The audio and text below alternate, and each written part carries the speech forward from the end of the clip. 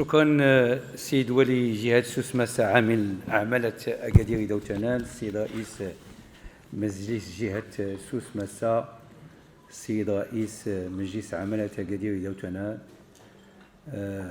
سيدات السادة الرؤساء، سيدات السادة أعضاء لجنة الإشراف والتتبع لبرنامج التنمية الحضرية لأكادير، أيها الحضور الكريم،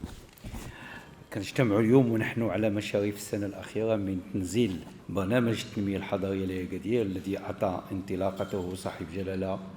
الملك محمد السادس نصره الله وأيده في فبراير 2020، ويمثل هذا الاجتماع مناسبة لتقييم التقدم المنجز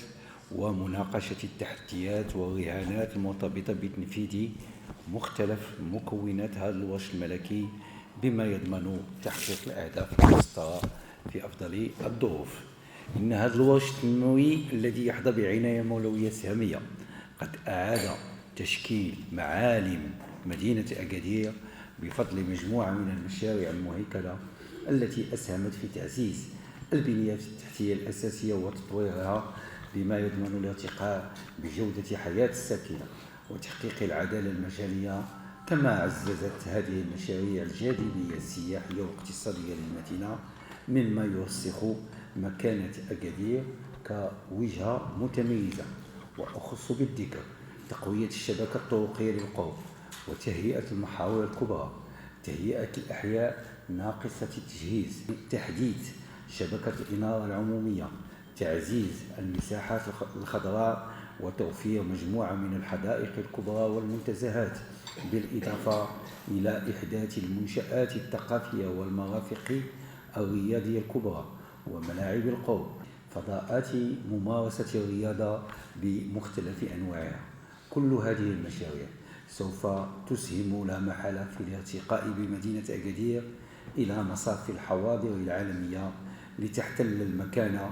التي أرادها صاحب جلالة نصره الله وأيده. وفي هذا الصدد يشرفنا أن نعبر عن اعتزازنا بوتيرة تنفيذ مكونات برنامج التنموي التنمية الحضرية لأكادير التي انطلقت أشغاله قبل أسابيع قليلة من جائحة كوفيد-19. ورغم التحديات غير المسبوقة التي فرضتها هذه الجائحة تمكنا من الالتزام بالجدول الزمنية المحددة للبرنامج، وذلك بفضل تضافر جهود جميع الشركاء. وقد كان لهذا التعاون دور حاسم في حل الإشكاليات وتجاوز الإكراهات بمختلف أبعادها مما يضمن السير الأمثل لهذا الوش الملكي الطموح. حضرت السيدة السادة، في إطار تنفيذ الالتزامات المالية لجامعة أكادير نؤكد حرصنا على الوفاء بها لضمان استمرارية تنفيذ مكونات البرنامج في أفضل الظروف، كما سنعمل على معالجة التجاوزات المالية التي نرجعها للأسباب التالية، وهي التقديرات الأولية المنخفضة لتكاليف المشاريع إلى جانب تأثير ارتفاع الأسعار والزيادة في حجم الأشغال وإعادة تكييف مكونات البرنامج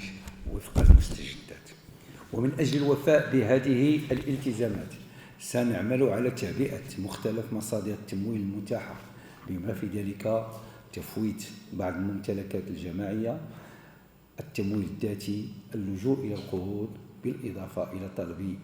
دعم السلطات الوسطية، خصوصا وأن جامعة أكادير تعتبر أهم مساهم مالي في هذا المشروع، حيث تصل مساهمتها احتساب تجاوزات محينة ما يناهز 2.8 مليون ديال الدرهم. أيها الحضور الكريم،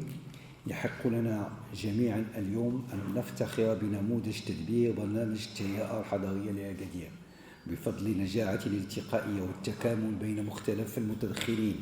وفي ظل هذه الدينامية نطمح إلى مواصلة بذل نفس الجهود لكسب رهان تنزيل المشاريع التنموية والبنى التحتية الجديدة عبر ابتكار أنماط حديثة للتدبير بما يضمن استدامة هذه الإنجازات والارتقاء بجودة الخدمات المقدمة للمرتفقين. وفي ختام هذه الكلمة أود أن أتقدم بالشكر الجزيل إلى السيد الوالي على تتبعه اليومي والدقيق لتنزيل مختلف مكونات هذا الوش الملكي، كما أتقدم بالشكر الخاص للسيد رئيس الجهة وجميع الشركاء المحليين والمؤسساتيين وأصحاب الأشغال المنتدبين وكافة المتدخلين الساهرين على إنجاز هذا البرنامج، وشكرا لكم.